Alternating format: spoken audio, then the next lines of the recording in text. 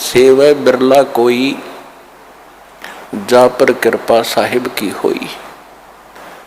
गुरु जी के पद्धति को, गुरु जी के बताए मार्ग को वही सफल कर सकता है जिस पर परमात्मा की विशेष रजा होती है। यदि आप जी को ये ज्ञान ना होता तो आप इस समय को कहीं ना कहीं बर्बाद करते, कहीं किसी की निंदा चुगली करके, या किसी कहीं पर ताश खेल के, या जुआ खेलते, या कहीं राजनीतिक बातें करते जो कति काम की नहीं थी। और वो समय आपका कैसा सदुपयोग हुआ, इस बात को याद रखना। ये सब कहते हैं भक्ति मुक्ति के दाता सतगुरु, भटकत प्राण फिरंदा, उस साहिब के हुक्म बिना नहीं तरवर पात हिलंदा। उस परमेश्वर कबीर जी की आज्ञा बिना, उसकी रजा के बिना किसी वृक्ष का पत्ता भी नहीं हिल सकता। भक्ति और मुक्ति के दाता सतगुरु, भक्ति करा के ही मोक्ष होता है। जब हमें सत भक्ति प्राप्त होगी तभी हम मुक्ति पाएंगे, और वो सतगुरु ही दे सकता है। सतगुरु परमात्मा ही होता है, या फिर उस परमात्मा का कृपा पात्र हो सकता है जिसने जो ज्ञान उसी परमेश्वर से जो सतगुरु रूप में आए हुए होते हैं, वो फिर आगे उसी के ज्ञान को प्रचार करता है। तो इस विषय में आज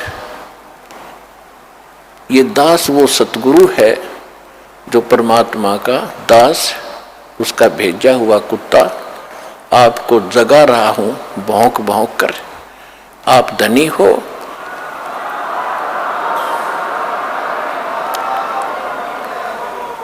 आप धनी हो, पिछले जन्म जन्मांतर के धनों बहुत है आपके पास, पुण्य धन। परमात्मा का भक्ति धन आपके पास बहुत ज्यादा है, और आप गफलत में सो रहे हो, चोर चोरी कर रहे हैं। वो कौन सी चोरी कर रहे हैं?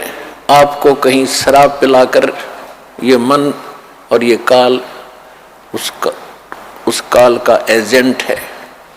ये आपको ना जाने कहाँ सांग सिनेमा में ले जा करके वहाँ आपका समय व्यर्थ कराता है, और कहीं इधर झूठी भक्ति करवा के आपकी भक्ति धन का नाश करवाता है। किसी को आशीर्वाद देते हो, किसी को बद्दुआ देते हो, तो ये आपके भक्ति धन की चोरी हो रही थी। अब ये दास आपको भौंक रहा है गली गली में। पहले गांव गांव में, गली गली में गए, प्रचार ज्यादा बढ़ गया तो फिर परमात्मा की वही आवाज इस दास के, उसके कुत्ते की CD DVD मेमोरी कार्ड बना के आप तक पहुंचाया। आप जाग गए, जो जग गए उनका चोर भाग गए, और जो अभी सोए पड़े हैं उनका चोर चोरी कर रहे हैं। उनको भी हमारा उद्देश्य है जगाएंगे, बार बार आवाज लगाएंगे, कभी तो वो कुंभकर्ण की नींद को त्यागेंगे, भक्ति में लागेंगे। वो भी आपके भाई बहन हैं जो अभी बिछड़े हुए हैं, उनको भी जगाना है। तो आज जो सतगुरु, भक्ति मुक्ति के दाता सतगुरु और भटकत प्राणी फिरंदा, उस साहिब के हुक्म बिना नहीं तरवर पात हिलंदा। वही परमात्मा स्वयं ही अपने उस सुख स्थान को त्याग कर इस सबसे घटिया स्थान काल के लोक में आता है। सह शरीर आते हैं वो दाता, प्रत्येक युग में एक लीला करते हैं, एक बालक रूप में कमल के फूल पर प्रकट होते हैं। कुंवारी गायों से उनके बचपन की परवरिश होती है, और फिर बड़े होकर के वो परमात्मा एक आम नागरिक की भी, अच्छे नागरिक की भूमिका करते हैं और सतगुरु की भूमिका भी करते हैं। और फिर उसके अतिरिक्त दूसरी स्थिति में वो कभी भी प्रकट हो जाते हैं किसी स्थान पर, कोई साधु संत रूप बना के।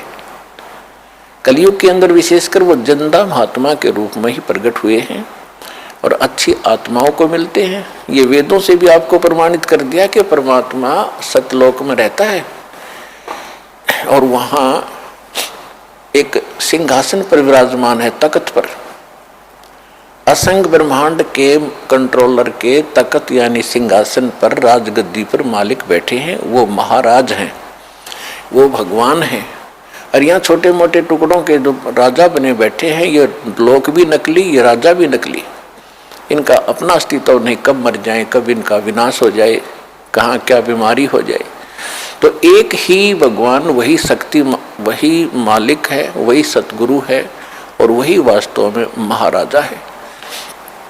तो महाराजा की तरह वो परमात्मा सतलोक में विराजमान है। यहाँ जब आते हैं, एक अच्छे नागरिक का रोल भी करते हैं, सतगुरु का रोल भी करते हैं, भूमिका करते हैं वो। और दूसरी स्थिति में वो परमात्मा अच्छी आत्माओं को मिलते हैं, वहां से सहशरीर आते हैं जिंदा महात्मा के रूप में, सबको अच्छी आत्माओं को मिलते हैं, उनको अपने से परिचित कराते हैं। फिर वो पुण्यात्माएं भी परमात्मा की महिमा आंखों देख कर आपको सुनाते हैं। लेकिन सबसे बड़ी हमारे अंदर एक कमी रही, जो हम परमात्मा को नहीं पहचान सके, ना उन महापुरुषों की उन वाणी को हम समझ सके जिन्होंने अपने अमृत वाणी में एफिडेविट देकर गए, वो भगवान के विटनेस बने, गवाह बने। हम नहीं समझ सके क्योंकि हम अशिक्षित थे। हमारे पूर्वज जो थे वो श्रद्धालु गणे थे, विश्वासी बहुत थे, क्योंकि जो आत्मा अच्छी होती हैं वो विश्वास प्रत्येक पर कर लेती हैं।